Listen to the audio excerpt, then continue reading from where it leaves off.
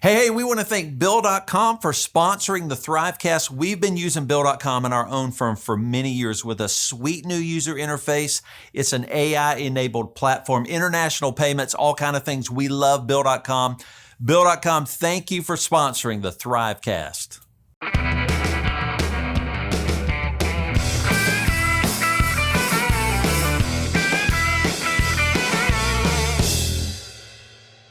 Hey, welcome to another episode of the Thrivecast as we're walking into 2022. This is a whole brand new year. We're excited to walk out of 2021 and into 2022. So thank you for continuing to join us on the Thrivecast show. We've actually completed 10 years now. So as we're coming out of 10 years of a show, we have been around for a long time. And one of the things we do in the Thrivecast as a kind of a part of what we do in Thriveal is we educate firm entrepreneurs all over the world. And that's been our mission the whole time Thriveal's been in existence, which we're an 11-year-old community and educational company right now. And that's really exciting for us. So what we're doing is we're going to switch a little bit of our show. We're going to switch up the show a little bit. We've always had co-hosts or guests, but what we want to do is provide a little bit of education in our show. And that's what we're going to do in this show today. And what we're going to do on the first show of each quarter. So the first show of each quarter beginning January 2022, we're going to do some education. And this is pretty exciting for us. This is part of our mission and purpose is to educate firm entrepreneurs. As we learn in our own firm how to run firms well, we teach other firm entrepreneurs the things we've learned, the ups and downs. And so we're going to be doing that now through the platform of the podcast. So a couple of particulars to that is that our show is now, it is two formats, right? It's an audio format, and then we also shoot in the studio on YouTube. So if you're watching on YouTube now, you can see me in the studio, and you can see some slides I'm going to be using in the background. But if you're audio only, if you're an audio listener, then you're not going to be able to see those. However, you can go to the show notes on our site, Thriveal.com, and then just navigate over to Thrivecast. You'll see at that top navigation bar. And just go to this show and then go to the show notes and you'll see a PDF download of these slides. So our podcast now is turning into, there's an educational piece to it. And we think it's going to be very transformative for our listeners. And we hope you'll learn a lot. And you can get the PDF downloads too. So don't forget to go get those. So this can start to become a part of your educational journey. And we're excited. Now, one reason we do that, and again, if you're in the studio, but you can't see this, if you're listening only, is that I have a slide about programs we lead. And so a lot of what I'm going to talk to you in this show today is about the programs that we teach and we've been teaching for years. And so the programs, you'll find those at Thriveal.com, and you can navigate to programs at the top navigation. And we have two programs. We have a foundations groups program, the foundations, and then the scaling groups. So two different groups. And one is, if you want to start at that intermediate level, you can go into a foundations group. And if you want to move into more of an advanced level, you can go into the scaling groups. And on my slides, you can see that those begin in July of each year. They're 7-month programs. They go from July of 2022 through January of 2023. And so those are how our programs run in Thriveal. So a lot of what I'm going to be doing and talking about today is some of the basic foundational stuff that we use to teach in these programs. And it's called the prototype components model for growth. And that's what we're going to be talking about a lot today. So again, for audio listeners, you'll want to go grab those PDF downloads because I'm going to do my best in these times of teaching to explain the things you can see very obviously in the studio. I'm going to try to explain those very openly. So we're thankful for our sponsors. Bill.com is one of our sponsors. They've been sponsors for many years. We do a lot of webinar series with them, and they're coming along with us this year too to be a sponsor in 2022. So we're pumped always to have Bill.com and our friends over there. I've known the CEO, Bill.com, for many years. So thankful for their sponsorship and partnership with us in trying to educate firm entrepreneurs. They like to do the same thing. So let's dive in.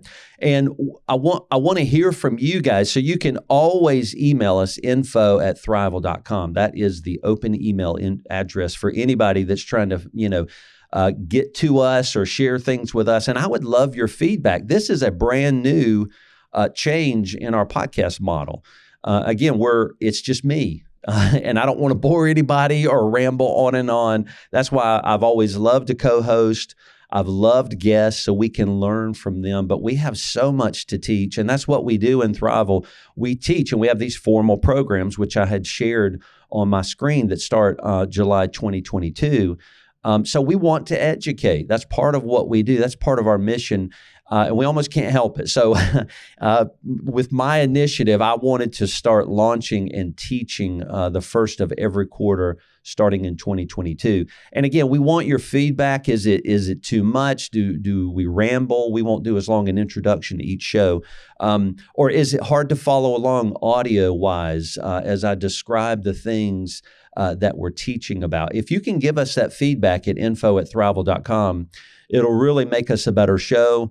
And we do hope you can just sit back if you're on a long drive or if you're doing some exercise. You can sit back and really just enjoy the education. We're going to be teaching on this show the first of each quarter and still have some great guests coming too. So we're pretty pumped about it. So with that, let's dive in. And what we're going to be focusing on, you can see on my screen. And for those who are listening, we're teaching on something called the prototype components model for growth. The prototype components model for growth, I'm going to say that phrase a lot, is a proprietary growth model we've created. And the way we've been using something like this for many years in our consulting with service-based companies and firms. But what we had to do is eventually craft and create a model that depicts just the growth issues that service-based companies have to go through. And so what we did in 2018, which is a long time ago, it feels like now after the pandemic, we started developing a model that's more situated and something you can look at. It's more of a visible way to look at things. And so for those of you that are watching on YouTube, you can see on my screen that I have the prototype components model for growth sitting up. So we developed a visual view of a model, and then we launched it through our Deeper Weekend conference. So every fall, typically the third or fourth week of October, we have the Deeper Weekend conference. And that's where we educate and teach. And that's our live conference we've had. And we've now done that for 10 years. So that's a flagship conference of ours. Of course, you can find that at Thriveal.com. And there's at the navigation at the top, there's Deeper Weekend. And so a lot of people just regularly come. Like, for example, the Deeper Weekend conference is going to be, in October. That's on our website. It's already 60% full. So what people do when they come, they just sign up to come next year. And they don't even know what the education or the theme or the topics are going to be. They just come for the experience, for the camaraderie with the others in the community. It's not just for our community, it's for anybody in the profession that wants to come. We do teach for firm entrepreneurs, so we're not really for employees of firms. We're for the owners because they're the ones who make those strategic, risk-based decisions.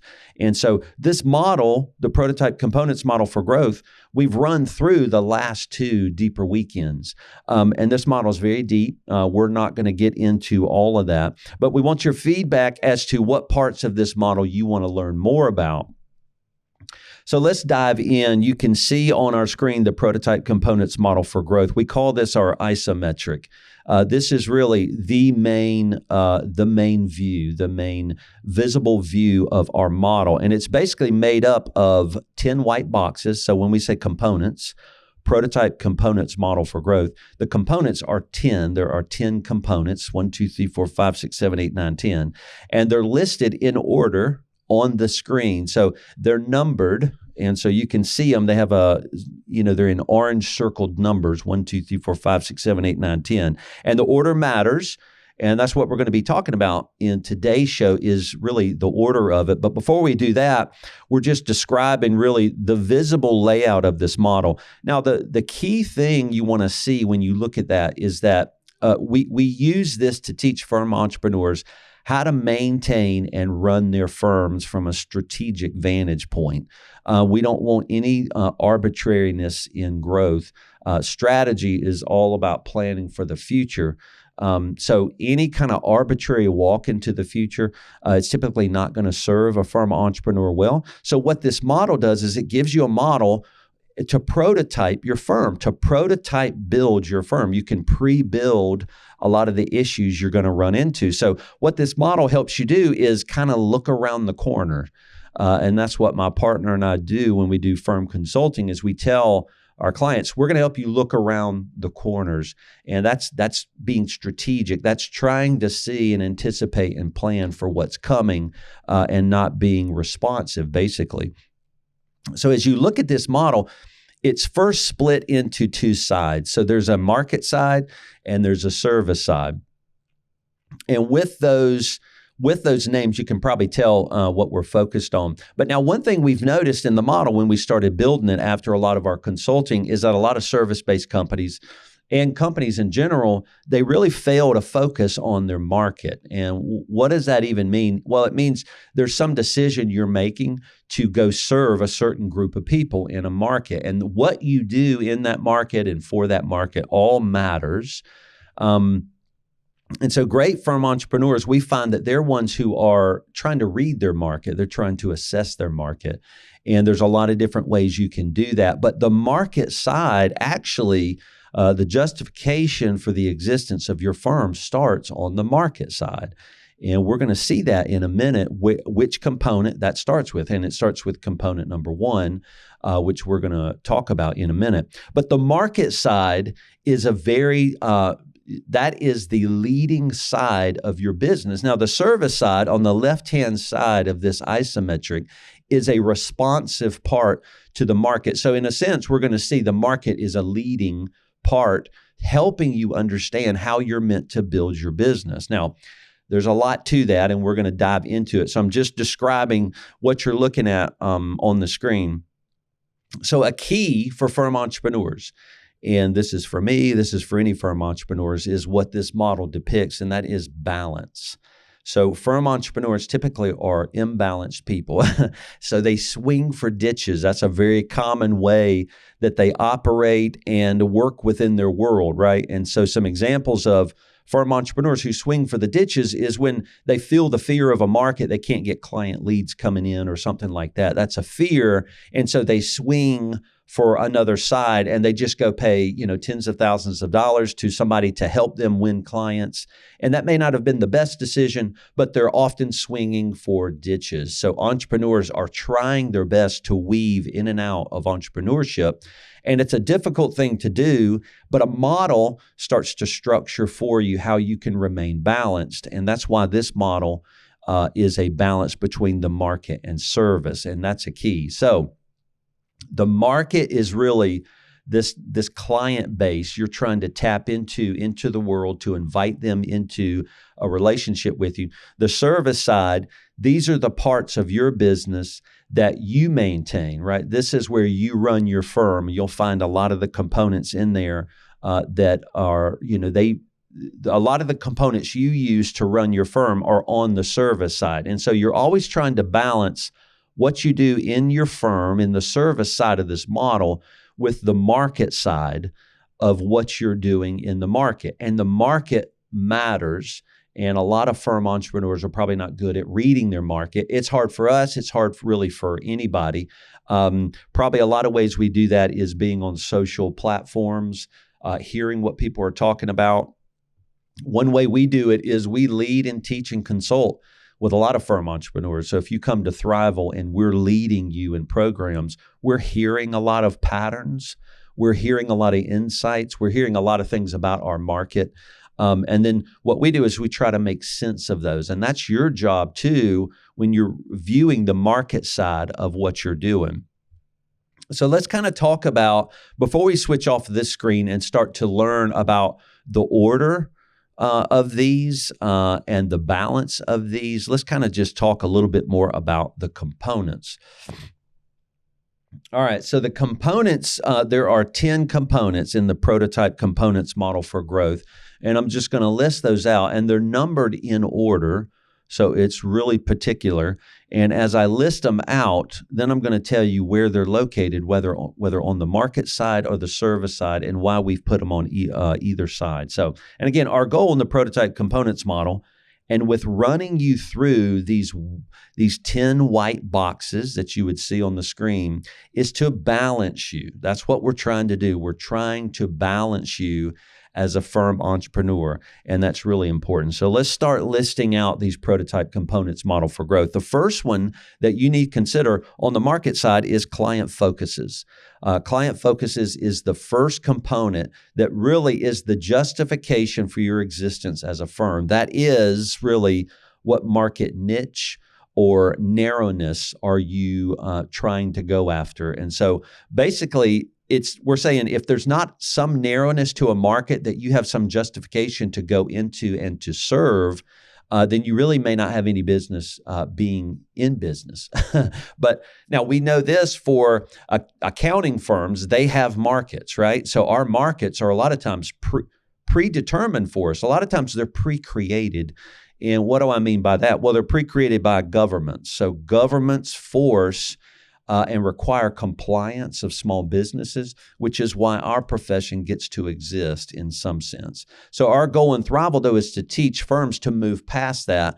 And we've all talked about that for many eons and many years, is moving away from transactional, compliant-based firms over into more advisory, strategic, trusted advisor, whatever the label is. There's tons of labels as to where we move, not only to serve a need, but to start serving a want.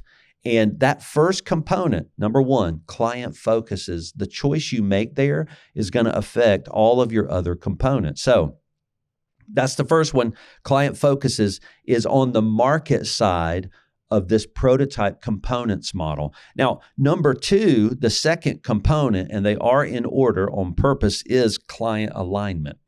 So this is on the service side. And so you'll notice, and I want to point this out, that what this model does is it pops back and forth between the two sides. So the first component is client focuses, and the second one you need to deal with is client alignment, which is on the service side, right? So now what we've done is we've moved over to the service side, and we've said, okay, firm entrepreneur, if you're reading your market well and you've chosen a niche, let's say you want to go after real estate investors, right? You've chosen that niche, you have some sense of experience or expertise in that area. And so that's the narrowness by which you want to serve in client focuses. Now you want to go to client alignment, which is the second component on the service side. Now, we flipped over into the service side, the left-hand side of this isometric model, if you're looking at it. And client alignment is now where you intimately define not, okay, I've chosen my market, right? So real estate investors is my market, but client alignment is the person running a real estate investment company, are they right for our firm? So this is where we start to get intimate. When we flip to the service side, and when I say intimate, it means, I use that word a lot when we're talking about running firms. They are very intimate models to run because they're very human-centric. That is, you're trying to lead yourself, you're leading clients, you're leading team. So everything you're doing in a services-based company is intimate because it's all human-centric. You're always doing your work inside of human relationships. And human relationships are complex. So there's a layer of human relationship you're always trying to manage. So when you're looking at client alignment, the second component in our 10-component model, this is where you say, okay, I've chosen my market, but it doesn't mean every real estate investor is right for you. So a lot of times what we find for our firm entrepreneurs that we're working with is that they'll create a client value profile. Very important. And it's going to say, all right, we've chosen a market, but a person has to be a certain kind of person to mesh with the culture of our firm. And you do have to analyze that. And client alignment is that front door. If you don't get this right, you're going to find if you bring in the wrong clients into your firm, it's really going to hinder your service. You're trying to find somebody that is aligned with how you want to serve. Now, there's a lot we use the aspect of onboarding. Sometimes we'll have 4 to 6 weeks of a process of onboarding a new client. And what we're doing is we're vetting them through our component number 2, our client alignment component. And we're running them through our value profile for a client, right? And, some of the particular value profiles is they have to let us lead. They have to let us draft our price on the first of each month. They have to enter into a 12-month agreement. These are requirements of our clients. The owner of the client we're serving has to be involved in leading the company. They can't say, hey, run this company. I'm going to go do something else and go play on a beach. So that we don't work with entrepreneurs like that. So, and it doesn't mean that's wrong or right. It means it's not what we want in our firm. And so you have to know in your firm, what are the parameters you want a client to abide by as they enter into your firm? Client alignment is huge. That's the strategic front door to your firm. And a lot of firms traditionally have left their front door hanging wide open. And so any bum client can just stumble in there. And that's not how you run a firm strategically. Then you got to somehow get them out. Or they won't follow through the strategy you're trying to apply with new technology, new team, new processes, the ways you want to lead your clients. The wrong client-aligned client won't let you lead them in those places. And so it becomes detrimental later when you're trying to make changes if you didn't align your client properly into your firm. So choose your market. That's component number 1, and it's called client focuses. Which niching is in there, narrowness of a market. And then client alignment is number 2, which is on the service side. Now, what this model does is it pops us back over to component 3, which is on the market side. And component number 3 is called value propositions. And so now what we're doing is we've chosen our market. We know how to get the client and choose the right client to come into the firm. Now we're ready to propose our value propositions. Value propositions are where you basically go to your market and it's your elevator pitches to your market. Now you're starting to speak to them and really call out to them, right? You're saying, okay, we know who you are. We know who we want in the firm. Now we're going to start calling out to you in the form of elevator pitches, right? It's on the market side. So this is where you're starting to speak to your market and you're saying things to them. You're stating your purpose. A lot of times, your sentenced purpose. You need a purpose that says we exist to, something like that. You can find this on our purpose page at blummercpas.com in our own firm. You can find our purpose statements embedded in there. And again, it's intimate. So it only matters what your purpose is. We don't care what other firms are. So we don't compare ourselves to other firms. We may see other firms and grow and learn from them, but we're not trying to copy them. We're trying to propose a value proposition to our market and be super clear about who we want in our firm and who we don't. The value propositions are effective when they're often polarizing. And that means it really pushes people to one side of the fence or the other, right? So on your website, that's where you're going to make a lot of your value propositions. And then in a lot of messaging in your social media or in videos you put on your blog and things like that, you're going to state very clearly who you're for and who you're not for. In value propositions, this is kind of where this is the technical marketing term of positioning. Positioning is never done in a bland way. It's always meant to push clients either to the extremes of a love-hate relationship with you. They either love your firm, what you stand for, and that they know they must work with you, or they really just can't stand you and they're like, obviously you are the wrong person. So what we do out of fear a lot of times, firm entrepreneurs try to be all things to all people. And I think by now, if you've been running a firm for a long time, you know that doesn't work. What it does is it brings in and builds an unaligned client base. And an unaligned client base is one you cannot lead. You cannot pull additional revenue and funds out of. You cannot, continue to serve them. And it's because trust is missing. So position yourself well in this component number 3 now in this order on the market side called value propositions. You want to make those statements in your positioning and purpose to call the right clients to you and to send away those who are not right for you. And that's key. All right, we're going to have to speed up because there's going to be a lot to this show as we get into it, this first one. Now we're flipping back to component number 4, which is vision and values. And so vision and values now is on the service side. This is where you're now meant to turn to your team inwardly and start to lead them. And that is the goal. Again, you've defined your market and you've defined how to bring that right client in, how to sift the market and bring the right human into your firm to serve them. Now you're calling out to them with proper positioning in your value propositions. Number 4 is where you bring it in, and now you're positioning yourself to your team. And so you're leading your team now with core values and a vision for each year. We actually do something called a vision and values presentation to our team every single year to call them to our service, to call them to the themes of growth we want to have for that year. And that's a great time to remind them every time that you're part of an organization with a purpose and a vision and a mission. So we're not an arbitrary organization. Humans do not love arbitrary situations or organizations. They want organizations that have a vision and a purpose. They want something they can get behind.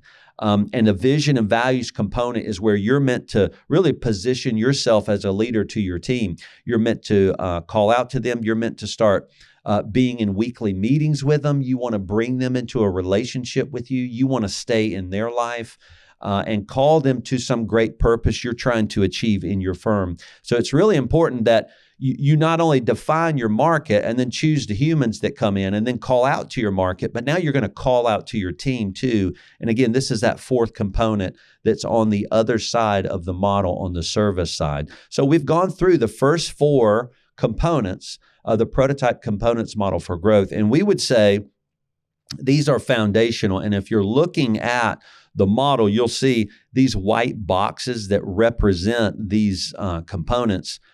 These are larger. They're larger. So they're really foundational to this model. And when you get this right, so many other things work well. And so what you'll find now is we switch into different types of the model now. So we've gone through 4. And again, the last one was vision and values on the service side of the model. Now we're going to go to 5, and that is service offerings. Now that's on the market side. And you'll see if you're looking at this, if you get these PDFs downloads off of the show notes, you'll see that the service offerings 5, 6, and 7 are part of what we call alleys. And this is called Outreach Alley. And so 5, 6, and 7 are part of now your outreach to your market.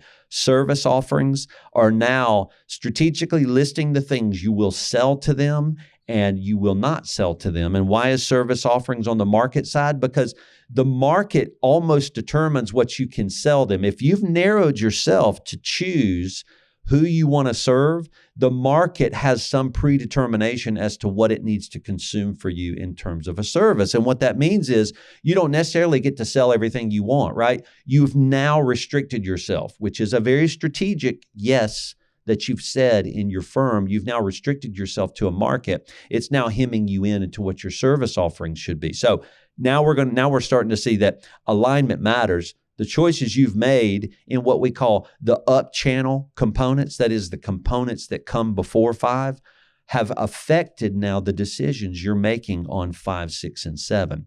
That's the beauty of the order of the model. It is meant to affect and guide you. So service offerings is on the market side. It's got to be a list of service offerings this market wants to consume, not necessarily things you want to offer. And so that feels really different to firm entrepreneurs, but that is how, to strategically build a company. So as you go from service offerings in this, what we call an outreach alley, and you can kind of see it's depicted as an alley on on this prototype components model. As you go from 5, you then go to 6 to market rhythms. And you'll see there are rhythms on the service side too, but rhythms are a huge part of this model that really drive a strong sense of how to operate a services company. So obviously market rhythms are where you're now habitually doing business development in very specific times. you're doing social media posting. We do things like podcasts and things like that. These are part of our rhythms. And if you're following a rhythm, you're starting to build really a cadence to the value of your company. So rhythms are an undervalued part of building a strong services company that's very strategic. And there's a lot of reasons why. We could do a whole show on rhythms, but just know that rhythms is a very deep part to running a service company strategically. So market rhythms is there. And then the final component is revenue structures. And that is the money you make, right? You're going to find a lot of pricing teaching in this component. This is now component number 7. You're going to find a lot of teaching that goes into a lot of teaching on pricing that goes into this revenue structures. How you structure your revenue for the market has a lot to do with the cadence of revenue. Do you take that money by month? Like, for example, one thing we've specifically done is we've unattached, and this would be some of the teaching in this component 7, we've unattached our revenue from our services. And that seems odd, right? But if you attach, $500 to a tax return, what you're doing is you're leading yourself down the road of possibly becoming a commodity, right? Because now commodities are comparable, right? You can compare a commodity to somebody else. And if somebody else does a tax return for $400, now you know that they're cheaper. And so a lot of times economically, humans often choose cheaper prices. Not that they should, but they often act in that way. So we don't want to play in that market. We want to play as an expert firm. And so we want to move away from commodity-based thing. So what we do is we say, you must enter into a 12-month agreement and you're going to pay us on the first of each month. It's one price. And what they're doing is or the feel that we want them to have in our revenue structures, component 7, is that what they're doing is paying for access to a relationship with a firm. Now that's different. So they have no idea how much a tax return is that we charge for, or how much we charge for just access to our firm model. We're spinning on the head how they can attach. And it's rare that a client will say, well, itemize, how much are you charging me for taxes? And we tell them, we're not going to tell you that. We don't itemize our services.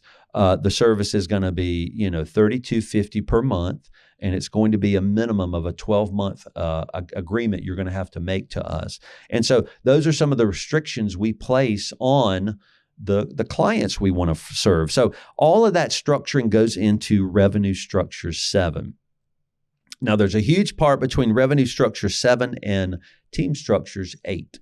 And so in between that is called the capacity exchange bridge. The capacity exchange bridge that's a lot of theory and teaching on capacity management in service-based companies. And so we're not going to dive into that because we don't have time. But I do want to dive into that in one of these quarterly teaching sessions on our podcast. But let's just since you can't visually see it, I just want to say out loud that when you go from revenue structure 7 on the market side, there's a bridge kind of drawn and designed into that bridges the revenue structures over to the next component number 8, over on the services side of the model, which is team structures. And now, just like 5, 6, and 7 was an outreach alley, now we'll see that 8, 9, and 10, which complete and finish up our model, is actually called leadership alley. And this is where services companies really go to die. So if you want to scale your services organization, you're going to get Leadership Alley right. And if you struggle in Leadership Alley, you're going to have a faulty company. You're going to have one that really struggles. Now, you've gotten a lot of particulars of components in order already up to this point. But as you go into Leadership Alley, this is where you as the owner are going to really need to be involved in these next 3 components. And one of the first one of those is team structures, component number 8. This is how you now structure and build your team model. This is what people reference as the business model of their firm. And we have a lot of specific tools that we use in consulting that we've developed that help people depict and create their own team structure. We use a lot of these in a lot of our consulting. So in our consulting, we'll we'll have the firms we're consulting with go through the process of filling out these team structure capacity chart tools, and how to value Striad, the value of the capacity of various team. All of that's really important, very complex and complicated, and very necessary if you want to get capacity management right in a service-based company. So team structures leads us in that leadership alley. And remember vision and values. That was component number 4. That's where you lead that team. You lead them and call them into their role in very specific and clear ways so that they can be part of a very strong team structure. And then this takes us into service rhythms. You'll see on the model that market rhythms and service rhythms are really located in the exact same place on either side. So, and it's kind of right in the middle of the two sides. So the market side and the service side, the market side has market rhythms. Obviously, the service side has service rhythms. Service rhythms are going to be, again, those habitual rhythms you participate in that really start to drive a sense of culture. This is where culture is really driven in amazing ways. So ongoing recurring team meetings. We're a virtual firm and have been for over 8 years. And so we meet weekly. We need that to drive culture. We do core value call outs in our meetings each week so we can catch all of our team. Everybody has to share, hey, who did you catch fulfilling a core value this past week? We do those kind of things in service rhythms. Service rhythms are unending. There are untold numbers of service rhythms if you want them. You could have too many. But for example, we have service rhythms of quarterly meetings with our team. So my partner and I privately meet with each of our team quarterly and talk about what are we assuming they know about our leadership, our firm, our future. We want them to have that open space to be really transparent and talk about their fears, their hopes privately with us. And that drives a strong sense of safety.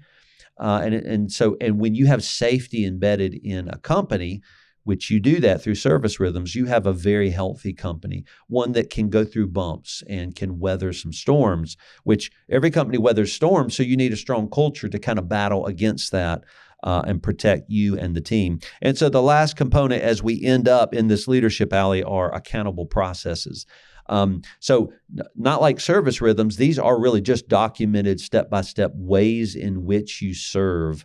And what this is saying is basically saying the consistency that a services firm follows in an ongoing way is what produces its value. So when you find a firm that's always becoming more and more consistent, that means it's always becoming more and more valuable.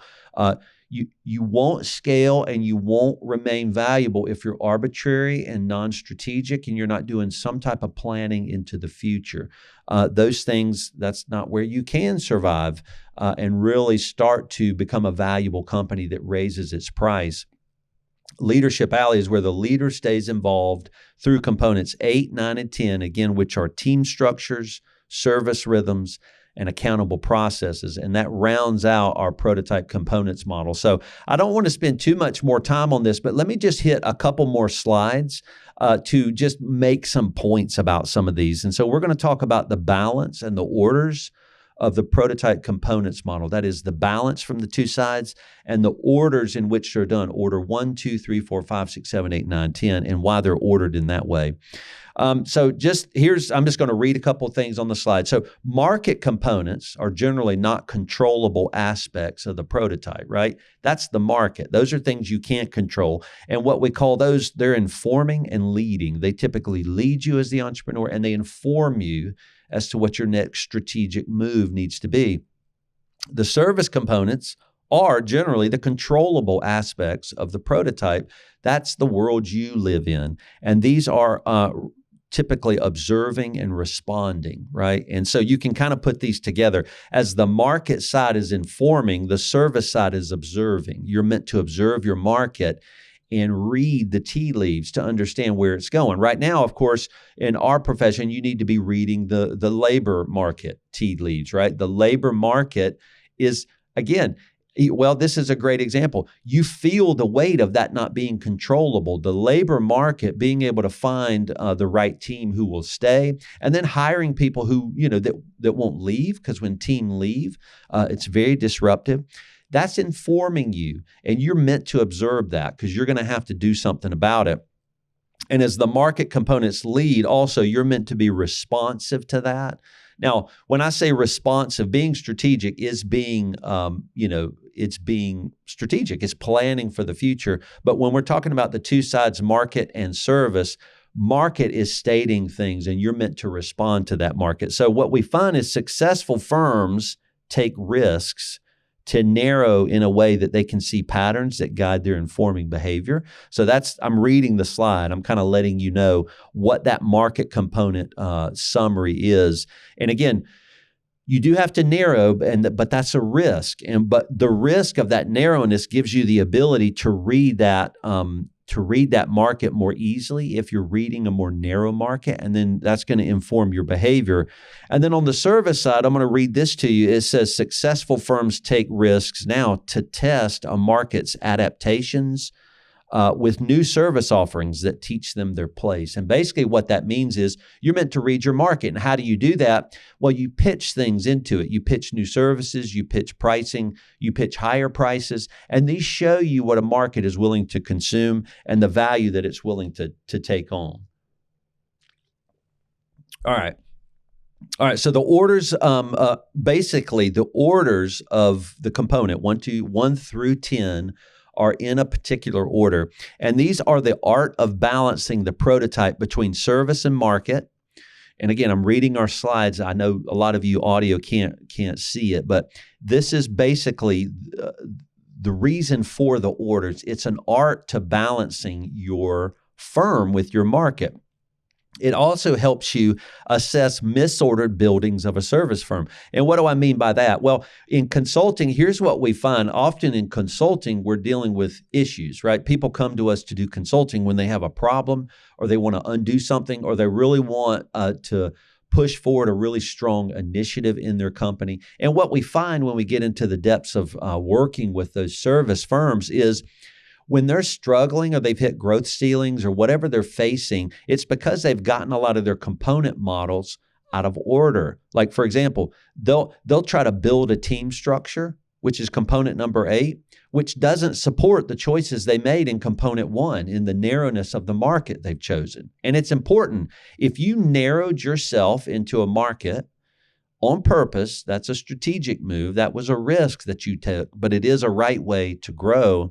Then that's going to necessitate what kind of team structure you build, right? So component 1 is an up channel component from component 8. Component 8 is down channel from component 1. And that means all the components 1 through 7 affect some of the decisions you make in component 8. And so when you misorder the building of your company through this components model, you're going to really find yourself in some trouble. So a lot of times when we're working with clients, we'll teach them this model, and then we'll try to build the thing in order. And then we start to uncover a lot of the reasons why they're having problems and why their thought processes were wrong, because they were building their thought processes in a misordered way.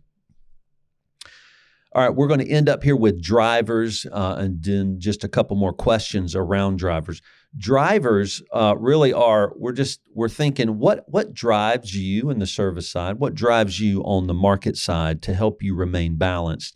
And on the service side, the driver is that you're always trying to decrease your firm's risk. That is a goal.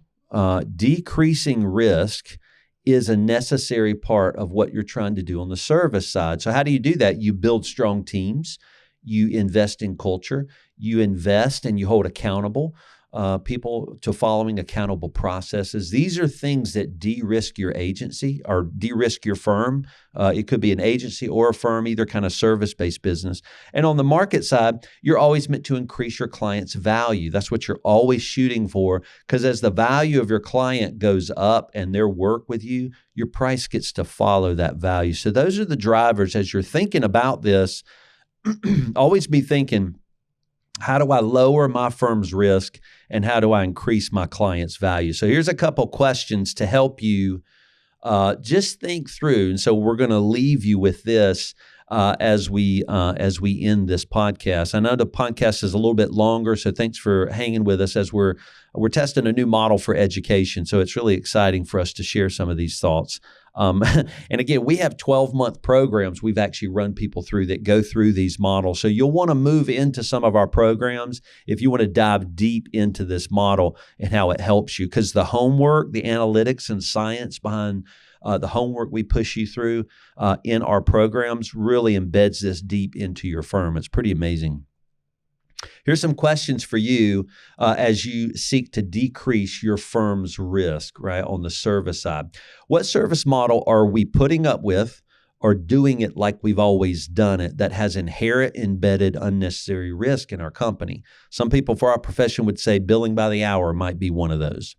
Here's another question as we're thinking about decreasing your firm's risk. What would happen if our team operated with us, me, on a short-term basis, operated without us? Now, even in our own firm, that would be a struggle. If we had to step away, and our firms had COVID go through it. And so it's disrupted a lot of our processes, even of me and my partner. And so what embedded risk are you holding if your firm couldn't operate in some amount of short-term way without you? What is our methodology for client problem diagnosis? So what does that question mean? Well, that's a key way that you serve well. So we find strong service-based companies have a diagnostic on the front end that's really, really good. This is where you do discovery on what your client needs, right? This is firms who adopt some methodology. They have a process of assessing what does this client need or want. Means you're going to really start to craft, services and prices that really start to drive value for that client. And it's often not what the client assesses, right? So here's a particular about client service. Clients can't do their own discovery. They can't bring you fully what they need.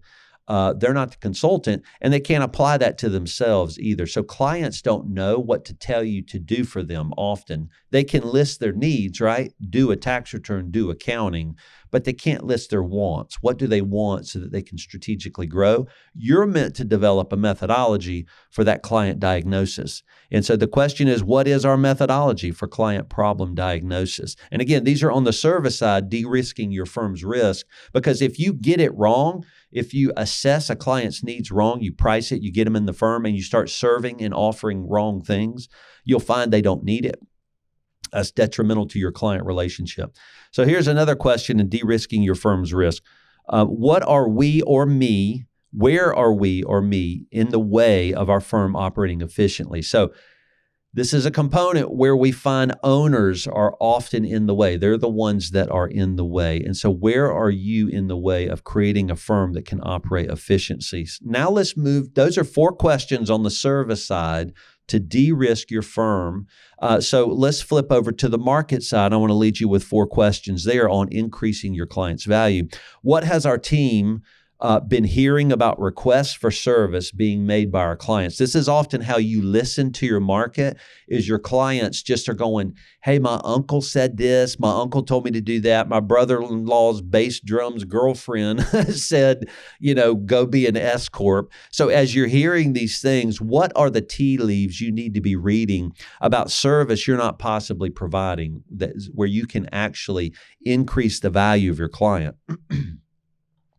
Here's a second question on the market side and related to increasing your client's value. How might we or me be catering to our clients by offering too many services to too many clients? And so this is often a strategy of growth, is to lower the service offerings, right? To get that count down as to what service offerings you offer and get your client head count down. So a high client head count is not one that can often be operated in a strategic way. And that's depending on how big your firm is. So your head count, there's going to be some proportion of head count and the narrowness of the market you've chosen to serve to the size of your firm. That is the size of your team. Those are really important. And there's a nuanced way to look at that. But it is not strategic to offer too many services to too many clients. That does not increase clients' value and does not let you offer advice into their life. So a third question is, what new services do our clients need that we have not yet created or sold? And then the last question, and again, we're on the market side. We're talking about how to increase a client's value is how well does our revenue fund our investments in leadership and innovation? So your revenue is meant to fund, paying for your expenses. It's also meant to fund producing some profit. But it's past that, it's meant to fund leadership and innovation, which is things you'll see in a savings account, right? Those are things that a savings account is, things above your profit left over, and some of your profit that you can invest in other team and new roles. Okay, that's the prototype components model for growth. This was a longer show. We're going to try not to make them so long as we move into each quarter's teaching, but this is the first introduction. And we do want your feedback at info@thriveal.com. There is, we define growth here on the slides, and I'm going to let you pull that off of the show notes so you can get the PDFs. We've gone long enough. And we want to make sure you stay around and keep listening. So thank you, listeners, for this experiment and letting us do some teaching. We have so much we teach. We want to let you know we have programs that drive a lot of this teaching deep into the hearts and the souls of the firms we serve and lead. So thank you for joining us on the Thrivecast. We'll start having guests on the next show, and then come the first show of the second quarter, we're going to dive into some more teaching. We hope we'll hear some feedback from you before we do that so we can make it really valuable to you. So thanks for joining us on the Thrivecast this January as we go into 2022. Here's to a great new year with no COVID scares and disruptions. So thanks for joining us on the Thrivecast. We'll see you.